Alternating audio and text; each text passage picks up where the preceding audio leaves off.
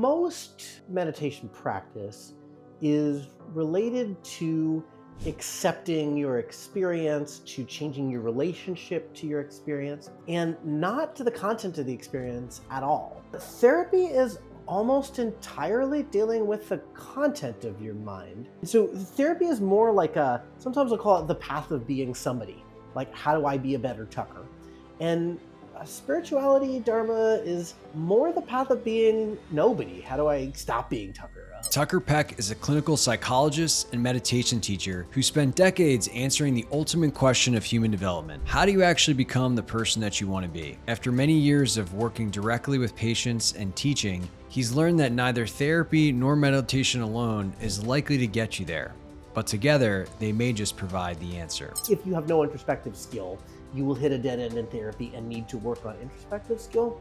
If you do have introspective skill, therapy and meditation I don't think either path really has an end. The mantra that I repeat fairly constantly in my book and in my life is to focus on mental processes when you can and mental content when you have to. Tucker shares how real spirituality must also incorporate the mind to help us become a good person. That idea of being like a saintly, loving presence to the people around me, I want that. Wouldn't you want that? If you've ever been around these really highly realized people on a heart path and you just feel like seen and held when you're in their presence, who wouldn't want to be like that? But we can't, because there are too many obstacles in our own mind. And so I think of sainthood as the goal of the spiritual path. His framework reveals how both together are often the answer to becoming our best selves. The thing where you've ignored your problems now, you can see them very clearly because your sense clarity is so high. That's actually awesome, as long as you're interpreting in the correct way. It's like, cool, I know exactly what's going on in my mind now, and I can start working on fixing it.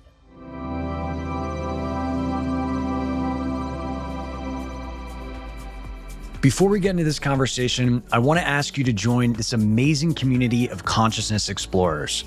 This whole idea of pursuing expanded consciousness and the boundaries of human potential while living a modern life is relatively new, which is why we interview revered masters, teachers, experts, and practitioners to help you on your own journey.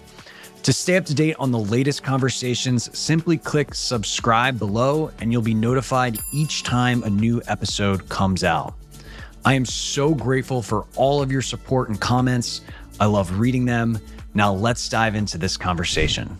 Hey Tucker, it's great to see you. Oh, hey Scott, so nice to meet you. Well, I'm excited to have this conversation, this intersection of therapy and kind of this traditional spiritual lineages and that journey, and how those interplay has been a hot topic amongst a lot of people that listen to the show and some personal friends. And so I think your unique background, both being a psychologist as well as a meditation teacher, is really well suited to shine some perspective on this interplay. Maybe as a backdrop to get started, I'd love to hear a little bit more about your background and how you got started in both of these things. Yeah, I got started meditating. I had mono, and so I couldn't really do anything for a while. And I was 19 and had some really powerful effects from meditation, and decided basically what I was learning from meditation was at odds with being 19. I put it on hold. Started again when I was 22. I started doing therapy when I was 23. I got hired to be a therapist in a pediatric mental hospital right out of undergrad, which is nuts in retrospect. And we were taking as kids in a pediatric mental hospital. So, people locked up very early in life, coming from really terrible circumstances. And we were sending them back to those circumstances, doing cognitive behavioral therapy. Well, how do you take responsibility for your own actions? And I kept thinking, they can't. These are people on the bottom of the food chain. Can therapy have some of what meditation has? Can therapy have more of a component of acceptance rather than control?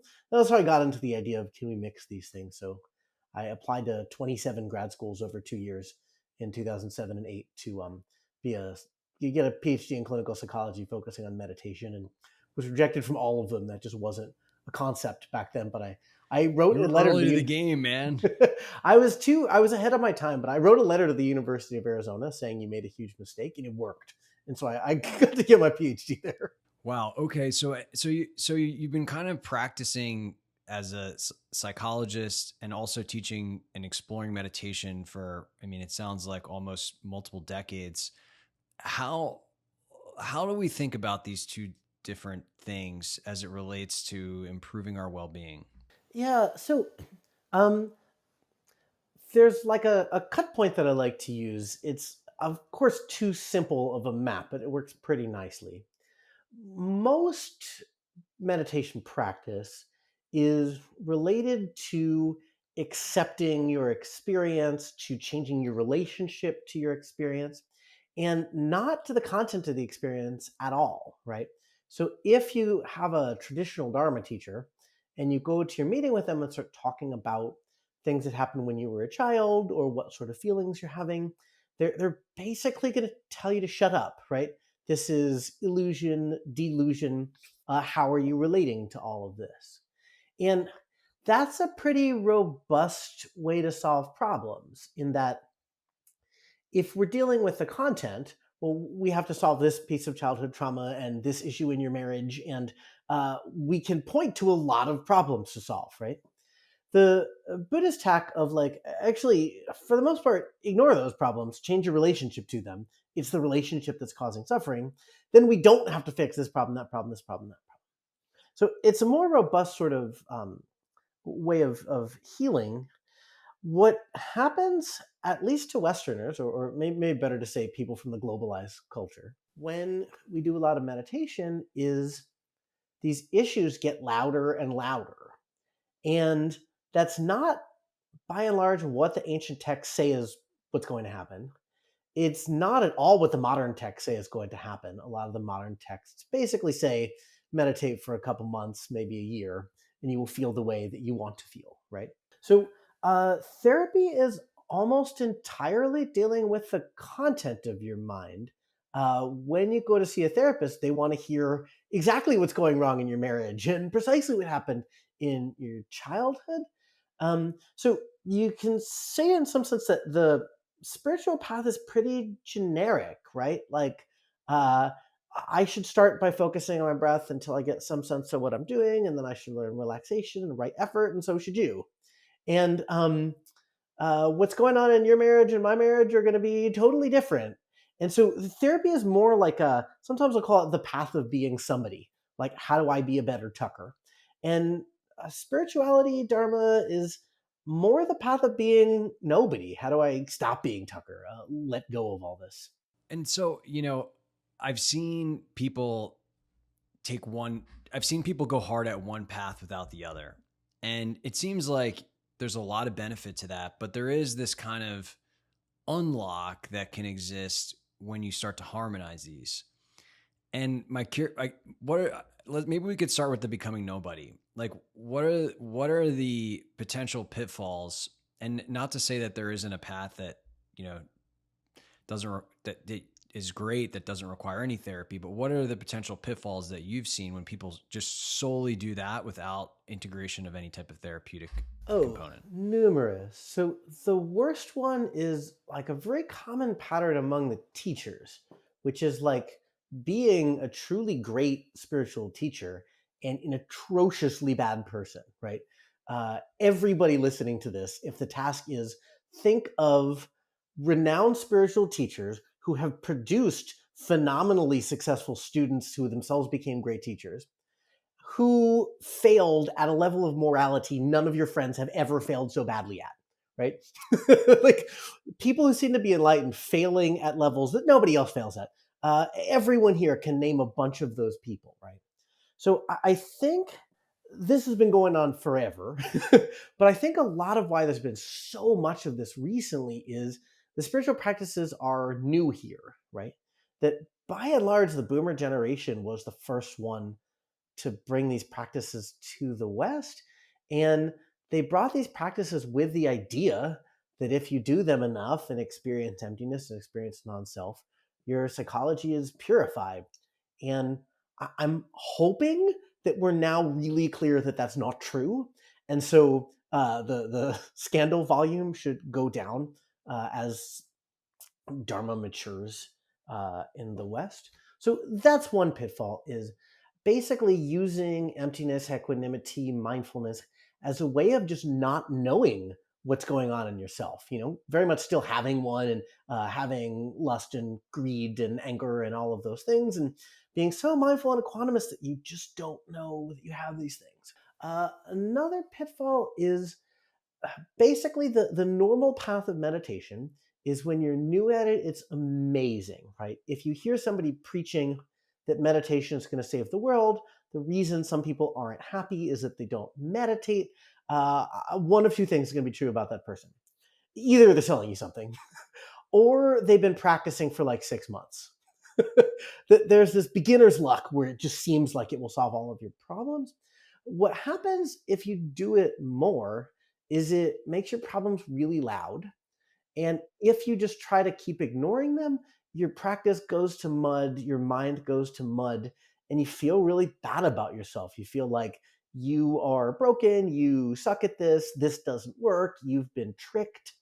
And the issue is like, you shouldn't be able to just ignore your problems until you can't see them anymore, right? That's the big pitfall. The thing where you've ignored your problems, now you can see them very clearly because your sense clarity is so high. That's actually awesome as long as you're interpreting in the correct way. It's like, cool, I know exactly what's going on in my mind now, and I can start working on fixing it. Yeah, I noticed this thing amongst some friends who, start to dive into their inner world through meditative practices and sometimes even certain therapeutic practice, certain types of therapy. And it's like they actually think it's a bad thing that their stuff starts coming up. Yeah. They think it actually makes their life worse. And there is some shade of truth, right, to that, where it's like, yeah, like you didn't know about this before and now you do, and now there's this thing that's hanging out in your mind that is starting to get really loud. And it just seems like, this should be an expectation once you start to do this stuff. Yeah, this is why I wrote a whole book on that topic. Is this is what happens to basically everybody, at least from the globalized culture. And I wasn't really seeing any books or easily accessible teachings that were saying, hey, this is like, if you do one retreat, you might come out feeling amazing. If you do four, I know exactly what's going to happen to you. It's just what happened to everybody else. Your issues will become loud. That seems ubiquitous and also kind of secret, like a dirty laundry, destroying our narrative that meditation will make you feel the way you want to feel all the time. Yeah, there's a reticence I notice amongst a lot of teachers. There's a reticence to actually talk about like the quote unquote dark nights or whatever super challenging stuff that they experience, that I certainly have experienced in my journey, which is about a 15-year journey. Like, it gets really tough, but like that conveniently gets left out of a lot of teachers' primary narratives or books. Yeah, or nowadays I actually think it's swung the opposite direction. It gets overemphasized. Like negative side effects of meditation where like you get long-term sick, your body is messed up, your life is ruined, you lose your job. This like almost never happens. um Somebody who's really messed their life up. I've had like way over 1,000 people come on retreat with me. Never has that happened. People who've like had a few really bad months following a retreat, it's like less than a half of a percent of the people who come on my retreats. And I just think the social reward structure has kind of flipped, where in 1982, when John Kabat-Zinn said meditation's good for your physical and mental health, this was like a wild claim. And so he's in the newspaper, crazy professor from Massachusetts saying wild things, upsetting his colleagues. And now if you say meditation good, like nobody cares. It's so boring. He couldn't get that published. So you say like dark night of the soul, meditation makes you crazy. And then, you can get in the New York Times. I think that like really bad stuff that almost never happens is, if you have competent teaching, it almost never happens. If you go to a 200-person retreat where you never meet the teacher and are told to just do the same technique over and over, then it's actually pretty easy to hurt yourself. But if you're well supervised, this almost never happens. But the thing where you get clear on what's wrong with you, where your psychology becomes vivid, yeah, I do agree no one's talking about that, but it's not really a side effect. It's a benefit. It's a perk. I think there may be this incorrect marketing view that lying to people that meditation makes you feel awesome all the time is the way to get people through the door. Uh, One of the reviews of my book online somewhere was like, I think this book is supposed to be a downer, but it's pretty inspiring. I think the idea that like what this really does is help you see and fix your psychology, that's actually pretty inspiring. I think that that will bring people through the door. We don't have to pretend that your psychology Hmm. evaporates. A quote I heard, and I would love to hear the kind of psychology without meditation version of this. And this quote I thought was interesting, and maybe you could give your perspective on this. Someone, I forget who, said where psychology ends, spiritual practice begins. And I thought it was interesting. And maybe it's not related, but I'm just curious, like, what happens with the meditation? What happens with lots of psychology without meditation? What have you seen there? Yeah, it depends. So the thing that meditation most brings to therapy is sensory clarity or introspective skill, something like that. So most of my therapy patients are long-term meditators, but I make sure to keep about 20% of my caseload just, local randos, because the meditators are so good at therapy that I don't like want my skills to get rusty. So if you don't have introspective skill, like if you ask the average American, what are you feeling right now? You might as well ask them like complex trigonometry questions, right? Like they just don't know how to answer that. And so when they come to therapy, we can do problem resolution stuff like, well, if you're not communicating properly with your spouse, like we can work on communications or divorce or, whatever it is you need. Um, at some point, you can solve all the big problems and not be feeling right. I think a lot of your listeners are going to empathize with that. And at that point, you have to work on why your mind isn't set up to be happy. And you basically can't do that without the ability to introspect, right? We have to work on your feelings. We can't work on them if you don't know what they are. So I think maybe that's where the quote would come from, is like, if you have no introspective skill, you will hit a dead end in therapy and need to work on introspective skill.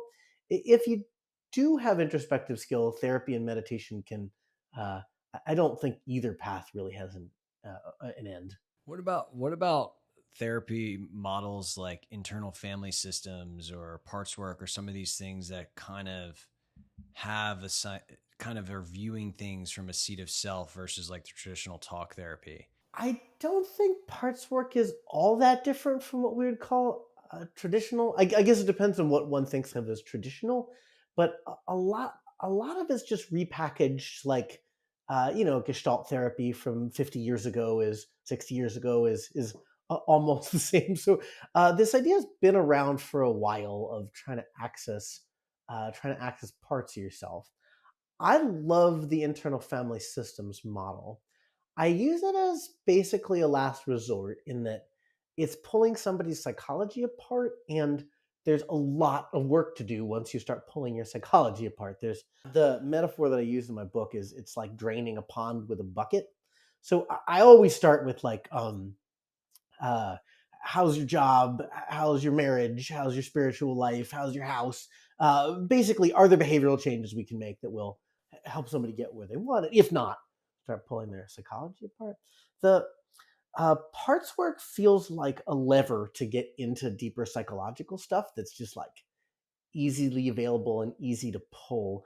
With people who have some introspective skill, it's pretty hard to do uh, with people who can't tell what's going on internally.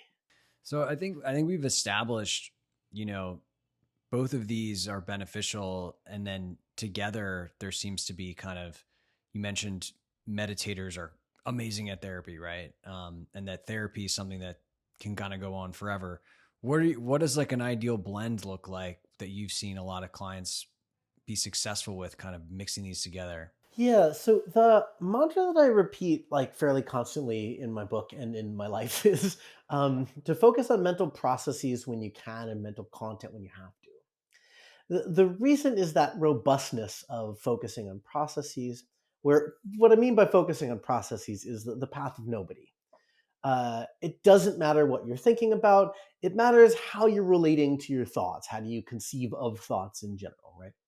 That working on the process does help all forms of suffering, right?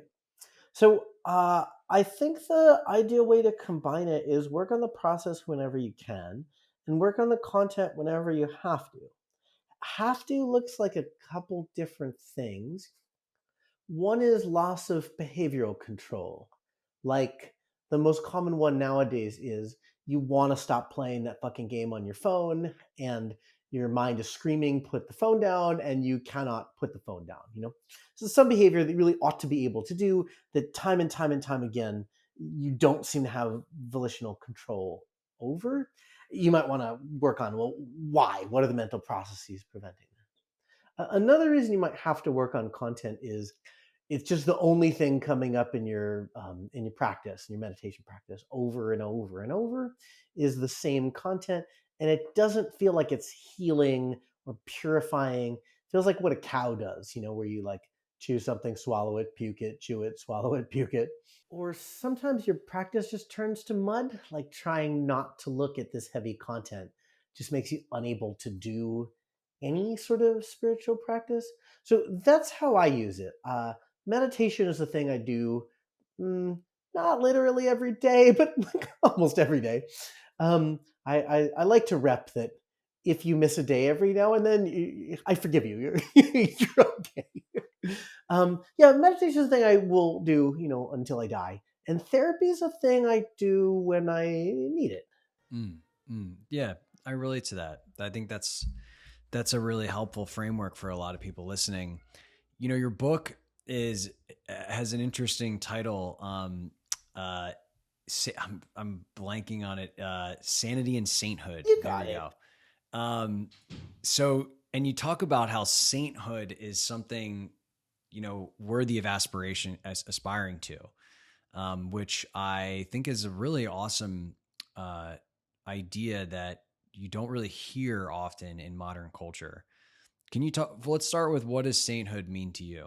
Yeah, so sainthood is not like oh, forgive the cliche, it's not a destination, it's a journey. Um, I don't know anybody who's truly a saint, right? But sainthood is being a really good person. And I know that there are people who don't want to be good, who want to be bad, who are, just greedy, terrible people, but there's not a lot of them and they tend to congregate at the tops of things, right? So in my daily life, almost everybody I know would like to be a good son and a good spouse and a good parent and a good friend and a good citizen and we like to be good people. And then we're pretty routinely not. And I'm not punching anybody, but uh, sometimes I'm like way shorter with my patience than I would like to be and things like that. So I want to be a really good person. That idea of being like a saintly, loving presence to the people around me, I want that. Wouldn't you want that? If you've ever been around these really highly realized people on a heart path, and you just feel like seen and held when you're in their presence, who wouldn't want to be like that? But we can't because there are too many obstacles in our own mind. And so I think of sainthood as the goal of the spiritual path because it's a high goal, right? It's a reach. It overcomes the modern idea that spirituality is neurohacking, that is an entirely solipsistic practice for people who have pretty good lives to like make their minds feel great, right? This is not the way anyone's ever conceived of this before. Spirituality is about uh, overcoming the hindrances to living by your values. And this should be externally observable, right? If feeling awesome or experiencing emptiness or experiencing non-self or doing jhanas or whatever is the goal, these are externally invisible. All sorts of terrible people claim to be jhana masters and they may be telling the truth. So I think sainthood is a higher goal. It's a visible goal, and it's a communitarian goal rather than like an invisible thing where you claim to feel awesome or feel some special state all the time. That's why I tend to think of sainthood as the goal. Let's talk about bringing your whole self to work. If you're like many executives, including myself at one point, you might be living a double life. You have your personal career, and then you have your personal growth journey. Conscious Talent is changing that as the world's first executive talent firm specializing in connecting leaders and companies who embrace inner work. Imagine finding job opportunities where your contemplative practice, latest retreat experience, and commitment to your personal evolution are seen as strengths, not secrets. What if you actually felt like your career supported this aspect of your life versus competed with it? Conscious Talent is building a community of leaders and companies who are committed to both combining professional excellence with personal transformation. If you're ready to merge your two worlds with a fully aligned career, join the movement at conscioustalent.com. Here you can sign up for our talent collective to stay on top of future opportunities or find your next transformative team member.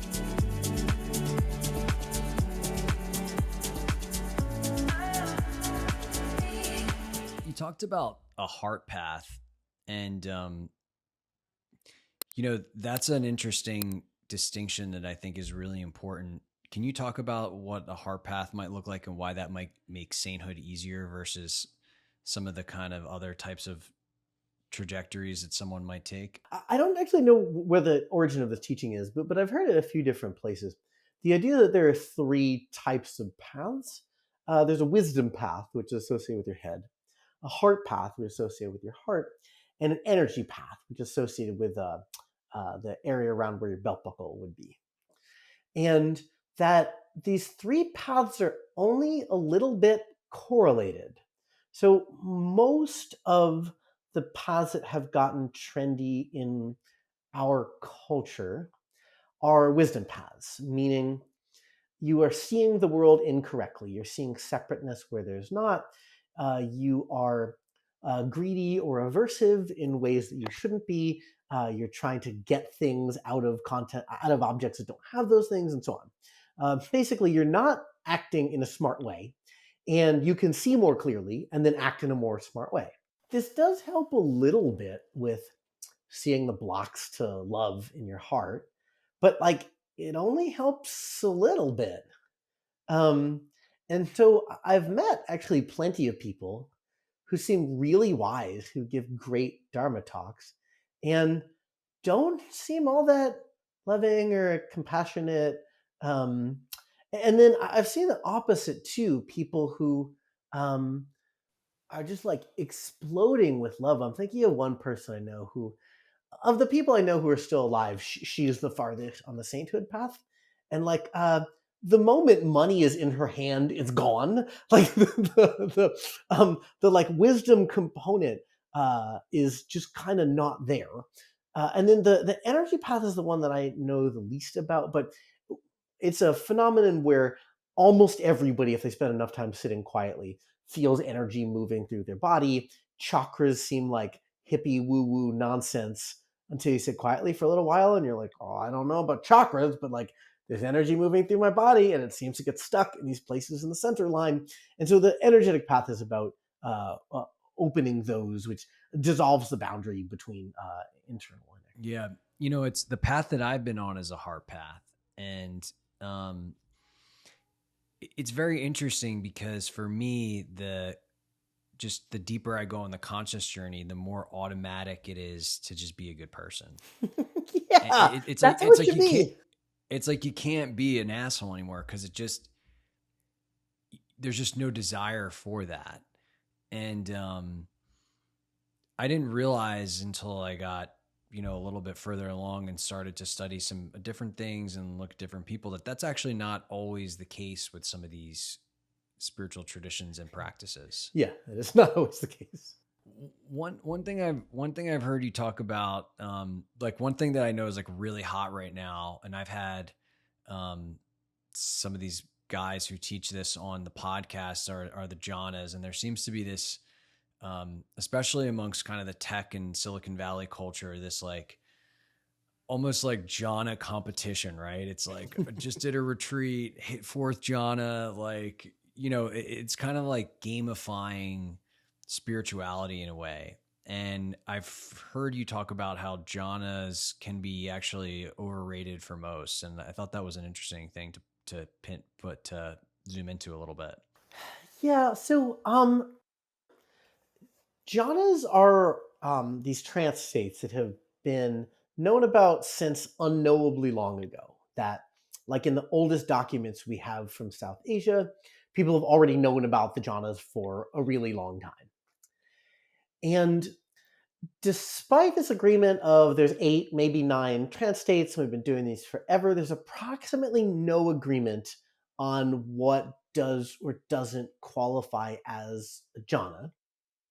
Um, there's the camp, which of course is much more popular in our subculture, that jhanas are really easy to do. There are things you can basically do on your lunch break, things you can do after work.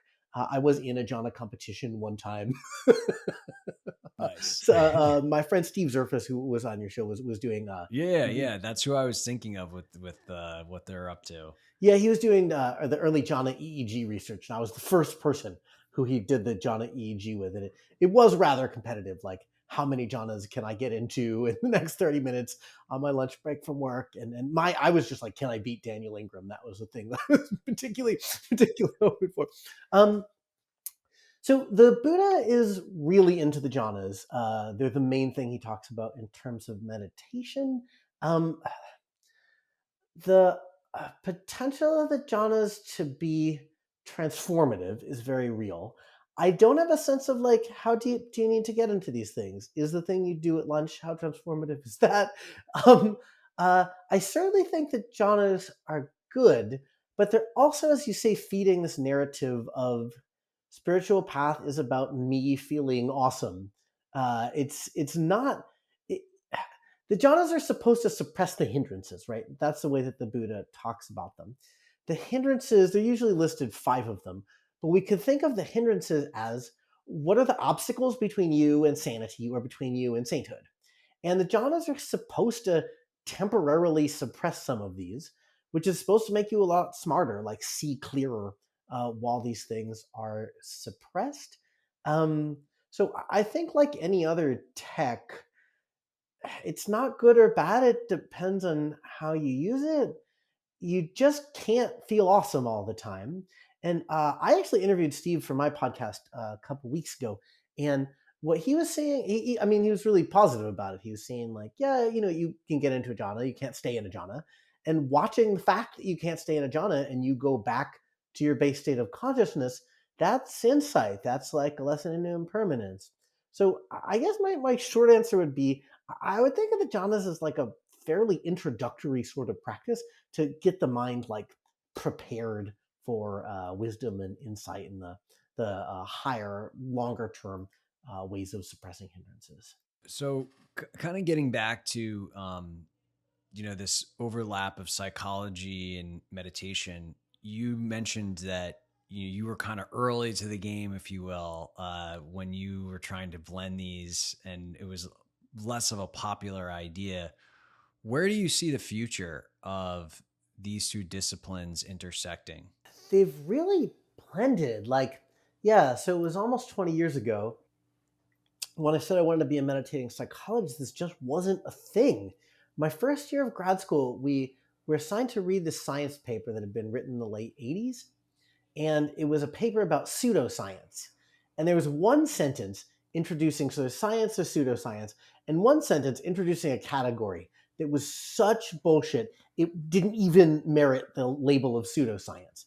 And the two examples were people looking for Bigfoot and people practicing meditation. Whoa. And so you can see, like, that paper got published in a peer reviewed journal. That wasn't a crazy thing to say at the time. That was the cultural norm. Uh, in 2007, being a meditating psychologist was ridiculous. And like, I went to Brown and I had lab experience and research experience. I had a pretty good resume, and like, no one would talk to me. And that cultural norm has shifted where it's kind of weird to find therapists who aren't into meditation nowadays. In terms of where it's going, meditation as a long term spiritual path is really time consuming. Um, I once read the Dalai Lama saying Dharma is a rich man's game. And I think that's right. Like, who can do a 10-day retreat, or who can do one or two 10-day retreats every year for the rest of their lives? People who can get time off from work, people who can afford the retreats, people who have can afford childcare, people on salaries, not people on hourly payments. So um, the idea of like long-term meditative paths transforming the world, I don't really believe in that. Uh, it does seem maybe possible that it transforms the powerful and that transforms the world, but like to yeah, like approach the goal of sainthood as an introspective spiritual path is way more time consuming than most people are going to be able to do. The thing that uh, the thing I'm most excited about in these two fields is actually the idea of neurotech. So, I think by the end of the year, I'm going to have a focused ultrasound machine in my office. And I got to go to this meeting with the Dalai Lama quite a long time ago, and it was about the intersection of science and religion. And he had to leave the meeting a little bit early. And so before he left, somebody asked him, do you have any parting thoughts? And he said, yeah, for the last 5,000 years, our religion has tried to save the planet. We have failed. I hope scientists are more successful. And then mic drop, walks out of the building. Uh, I'm hoping that this is the future, that you've had my best friend, Jay Sanguinity, on your show, I think, last year. And he's one of this group that's working on the neurotech. And what the focused ultrasound seems to be able to do is very temporarily produce a mind state that otherwise takes days of meditation. And I don't think anybody's talking about like an enlightenment button. I think that's a ridiculously simplistic view of how brains work and how consciousness works. But it's actually not that tall of an order to produce a short term experience that itself produces huge amounts of like insight and wisdom. So people with severe anxiety, where their head is just constantly talking to them about what's going to go wrong, there's neurotech that can make your head stop talking for a couple minutes. And it comes right back online. But imagine what it would do to you if you thought that voice was true, if you thought that voice was your soul, and then suddenly notice you exist just fine. In fact, you exist great without that voice, that inner peace for a minute is possible. I actually think, yeah, if this is going to have massive effect, it's going to have to be faster. And I was actually the first study of the focused ultrasound on retreat was at a retreat that I taught last year. The results are pretty mixed. Some people, one or two people actually got like too high. It works too well. And then some people had no effect. And there are a bunch of people in the middle where like things moved a lot faster. Yeah, I mean, this is such a interesting point. I mean, I think I'm also in all these circles where they're like, well, the way we're going to save the planet is a shift in consciousness. And I agree with that, right? But the way we've been going about it just takes a long ass time. And, and I also agree there's other things that we have to do to save the planet that are more practical. But yeah, I mean, maybe neurotech, maybe AI does create a world where we don't have to work so much just to get by, and there's even more spaciousness for these practices for many people that don't have that today. I'm not really sure the answer, but it does seem like some type of accelerant and some type of cultural shift, and even giving people the capacity to explore these things, it will be a requirement. Yeah, it seems like there's these two forces in humanity where like our ability to get along and take care of each other, even with the recent backsliding in that, has just been like exponentially expanding, right? That if you told our great grandparents that you had some moral responsibility to someone of a different race or tribe from you, they'd be confused, right? Like that wasn't a concept 120 years ago. Uh, yeah, our ability to like take care of our bodies and get along and take care of each other and be peaceful, it's really astoundingly better. And on the flip side, like our ability to kill each other and destroy the planet is increasing exponentially. And uh, it seems like a race in which the forces of evil are currently ahead. And so yeah, I certainly meet traditionalists who are like the only way to do this is the traditional way. You must go out in the woods. You're cheating. You know, neurotech is almost like eating cupcakes for dinner every night and taking Ozempic and metformin. It's cheating. It's bad for you. It can't work. It violates the laws of nature. Um, I think we are violating the laws of nature badly enough that if we don't stop quickly, the game is over. And I don't see a lot of evidence that we're planning to stop quickly. So yeah, I think things are more urgent because things are more globalized. And uh, there's this story, it's been repeated a lot, it's become pretty famous, where the Dalai Lama was at the Society for Neuroscience. And you probably know this. He was asked, what would you do if there was a surgery that gave you all the benefits of meditation? And he said, I'd be the first person to sign up for that surgery. Yeah, I mean, I think it's interesting that many traditionalists are so quick to classify certain things as being nature or not nature, right? Just because they're not biological. Um, nature has there's evolution in nature. There's evolution in what nature can do, which includes us.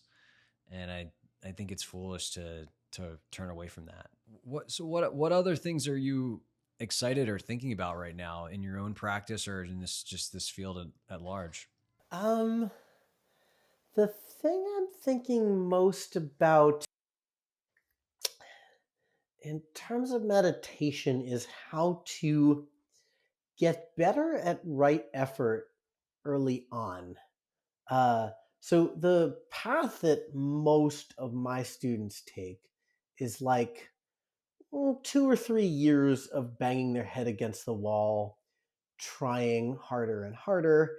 And it's not just me, every teacher is telling them, this is about relaxation, it's about letting go, it's not about controlling your mind and getting what you want, getting more breaths than the other guy got in a row.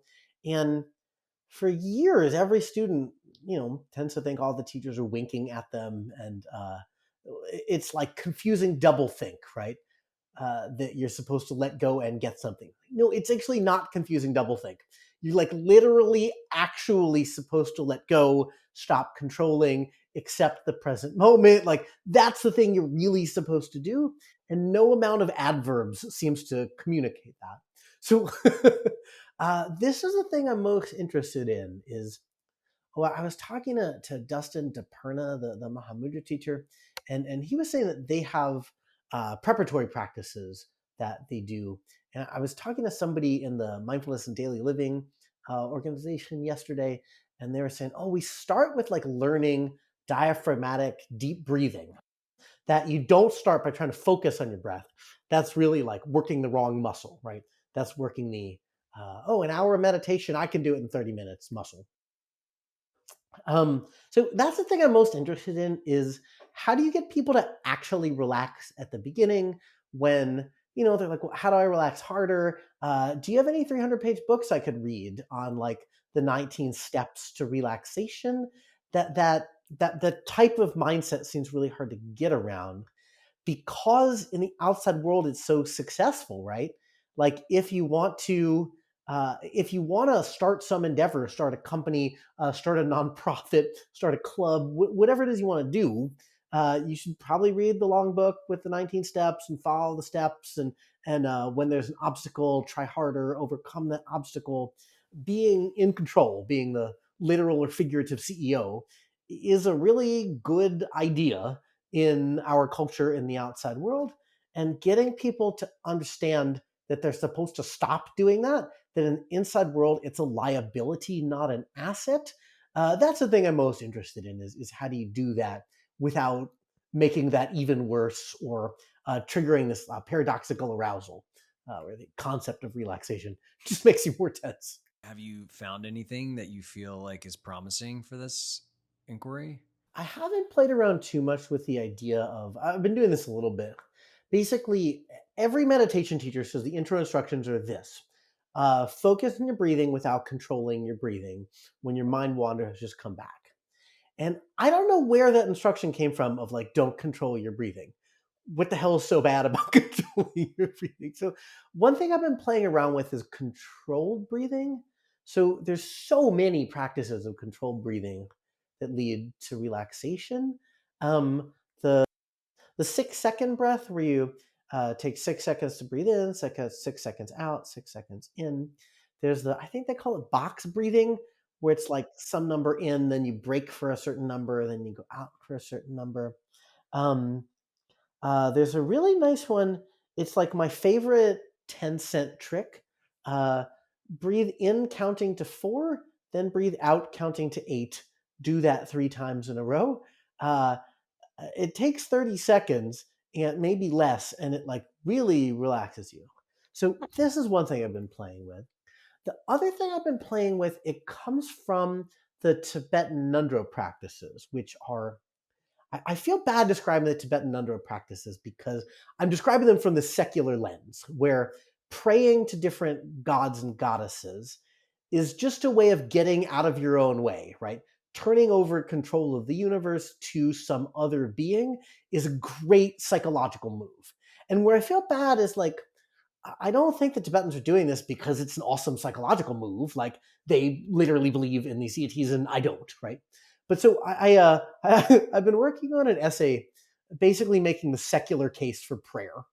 That if you could somehow prove that we live in a cold, dead, godless universe, and that nothing is listening to your prayers, I still think you should find some deity to pray to every morning. So that's the other one I've been working with is if you can adopt the viewpoint that something other than you is in control of the universe. And a theistic bent is a lot easier. It's like kind of nice to surrender to some deity that loves you and loves the planet. And while it's really, really hard to look at the state of the planet, or I mean, the history of the planet, much more so, and decide that there's an all-powerful being who loves us and is taking really good care of us. While it's really hard to like come to that conclusion intellectually, for a lot of people it's actually pretty easy to feel like there's something that loves you and is taking care of you and is bigger than you. That's something you can pray or surrender to. And even if what you're praying and surrendering to is the physics of neurochemistry. Like what your mind is going to do is related to electrical and chemical cascades of signals and not like how hard you're trying in your moral quality. Like surrender to the serotonin. Even that's a good practice. In my clinic, I've been using this phrase, the worst possible theology. And the worst possible theology in our culture is pretty common. It's that what controls the universe, what determines how your life goes and kind of how the world goes, is you, your moral quality, how hard you're trying and how hard you're working. And it's the worst possible theology because, first of all, anything you make up, the flying spaghetti monster, is more likely to be true. And anything you make up is more psychologically beneficial than the idea that basically you are controlling the universe. And well, I taught a retreat one time, and this guy came over at the end and was like, I just have to thank you for showing me that I'm not doing global warming. So yeah, I think the idea of like be the change you want to see, if there's a problem in the world, fix it. This really unusual viewpoint that's become a meme in our culture that basically what controls the world is you. I think that's pretty deep for a lot of people. So the first one would be some kind of deep breathing or breath towards relaxation. The second one would be some kind of prayer or surrender practice, even if you have to do this towards the laws of physics. Um, it's going to lead you to a better theology than what for many of us is the default. Surrender to the laws of physics. That's a new one. But I can Neurons gone see. ner. Yeah, exactly. Exactly. Yeah. Well, I think those are some really, really helpful tips. And, although I'm not coming at it as a technique, those elements have been very helpful for my own experience. Well, I think this has been awesome, Tucker. I know you're up to a lot of cool things, between the book, the foundation, your work as a psychologist. Tell people more if they're interested in exploring your work, where are the best places to go? Oh, yeah, sure. Well, you can go to my website, which is meditatewithtucker.com. The book that I wrote, Sanity and Sainthood, there probably will be a link somewhere in here you can click on That's if you right. want to get that book. There's paperback and there's Kindle. Um, I am a psychologist. I soured on telemedicine. I got really sick of looking at two-dimensional boxes, and so you have to come to my office in Alameda, California, um, for psychotherapy. For Dharma, I teach stuff all over the world. I teach retreats all over the U.S. and Europe, and every couple of years I go to Australia. And I have a club that I run in San Francisco on Monday evenings. Every other Tuesday, I teach an online advanced meditation class, which you can go to my website, email me if you want to sign up for. And you had mentioned the foundation. I'm the treasurer of the Open Dharma Foundation. It's a scholarship fund for people who want to go on retreats and couldn't otherwise afford to go. So you can go to opendharmafoundation.org. And if you have some extra money and want to help people go on retreats, you can donate it. And if you need some money to go on retreat, they will fund everything you need. We've actually sent homeless people on retreats. We will fund everything you need to get from where you are to your retreat and back home. Well, that's a beautiful initiative. And we'll make sure to link all of those things out in the show notes so it's easy for people to check out. And I just want to say thanks again, Tucker. It was a real pleasure. Yeah, thanks so much, Scott.